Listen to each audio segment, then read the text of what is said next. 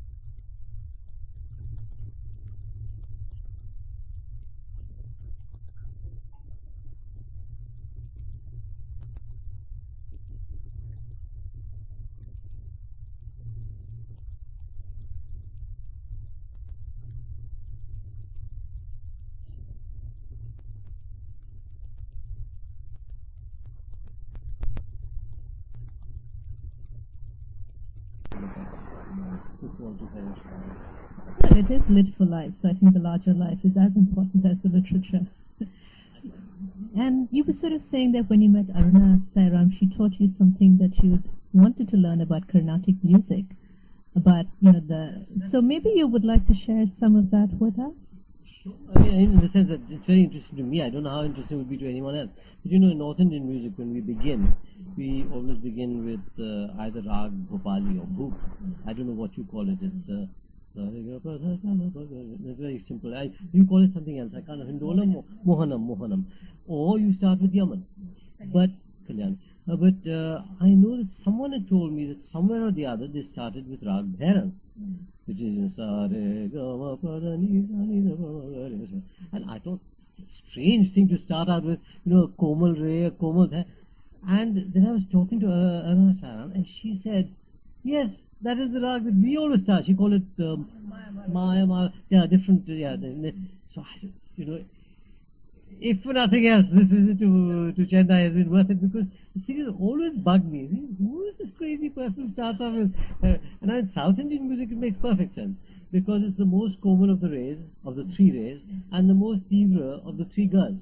So then you can make a purvangs and your tarang and so on, 36 and 36 and the two mars. But previously I thought, strange. So what do you call it in South India? We don't need to call it God. We come from a country. All right. Maya, Malavan, Gaulam. I'll try. Anyway, I like Carnatic music very much. It's slightly outside my ken because I was trained in a different tradition. So here I am. I mean, nothing more to say. I don't know why. No, but it would be fascinating for a local audience. I mean, yes. I mean, admittedly, if you read the telephone book, a local audience would be fascinated, but that's another whole issue. No, I don't. And then just one last question, again, just about words and different kinds of words, because we talked about it a little bit, the sculpture that you're doing with words and jinxes and wombats and all of that. Yeah. I mean, again, not to flatter you, but you really are a polymath, and I just think what you do with sculpture and words is wonderful. So just a little bit, and then... I mean, there's a danger if you try to spread your web too wide of really doing nothing properly.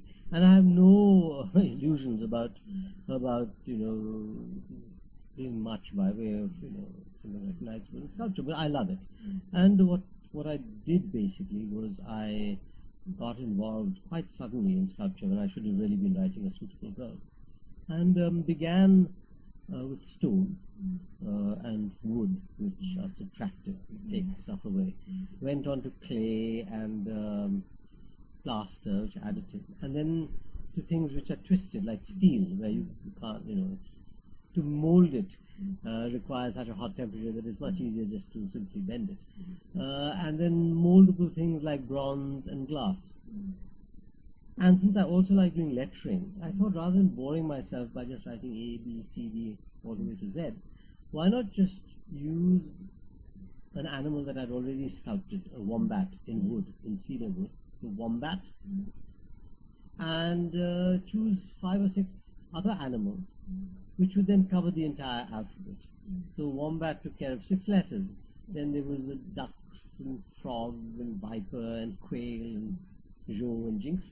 So I was able to remain interested in the letter carving aspect of it, and at the same time create, say, a viper in pewter, quails in plaster, duck in stone, and so on, so on, to cover the gamut of materials, and at the same time keep a personal interest in the animals as well. The problem is that, again, then having done this sculpture, suddenly I want to write a book about it. So I hope a suitable girl puts her foot down and tells me that, it's my turn now. They have a way of doing that, Vikram. So thank you for your time, and I hope we will welcome you back for this season and other seasons to Chennai. Thank you.